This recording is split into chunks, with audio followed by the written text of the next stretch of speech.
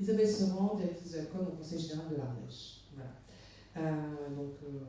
J'intervenais sur la deuxième table ronde autour de la participation. Et en fait, j'ai pris un peu le même processus de narration que Vincent. Donc je vais dire des mots.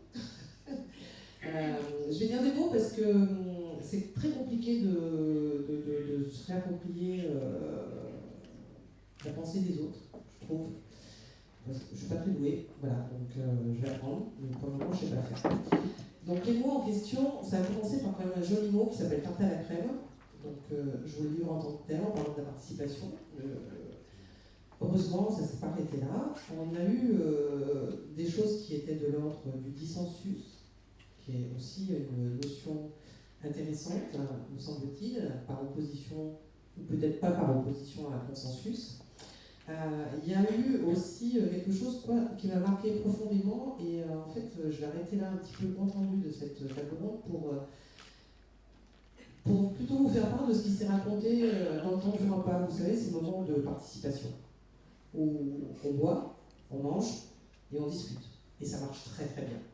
Donc en fait, il a été dit quelque chose de très intéressant dans la rencontre, qui était de dire écouter, ce n'est pas entendre. Bon, je trouve ça vraiment très juste. Là, vous m'écoutez, je ne suis pas sûre que vous m'entendiez. Mais entendre, ce n'est pas comprendre. Et je pense que ça n'a pas été dit, mais pour moi, c'est la limite de la participation. Désolée, mais on peut entendre, on peut ne pas comprendre.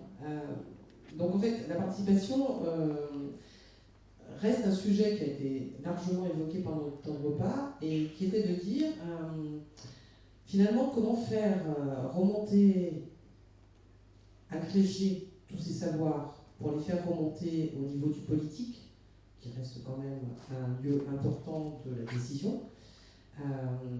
Dans la discussion qu'on a eue, l'idée c'était de se dire qu'il y avait différentes étapes, c'est-à-dire qu'il y avait aussi tout ce qui se faisait au quotidien en termes d'expérience sur le terrain, qui était évalué avec pertinence ou pas par les acteurs qui portent ces projets-là, et qui était ensuite remonté vers politique pour justement réfléchir des politiques publiques. Donc il y a une espèce de participation qui se faisait déjà à ce niveau-là. Ça a été un petit peu l'objet de notre discussion de midi. Et moi j'ai un peu envie de lancer comme ça par défi. Vous êtes tous dans cette salle, vous êtes tous des participants volontaires.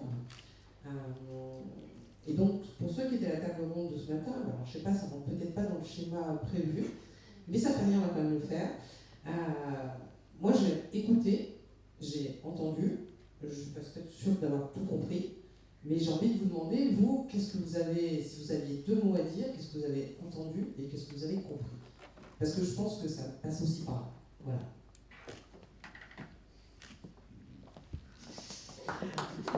Invitation d'Isabelle. Est-ce que les bras peuvent se lever sur les membres de ce matin?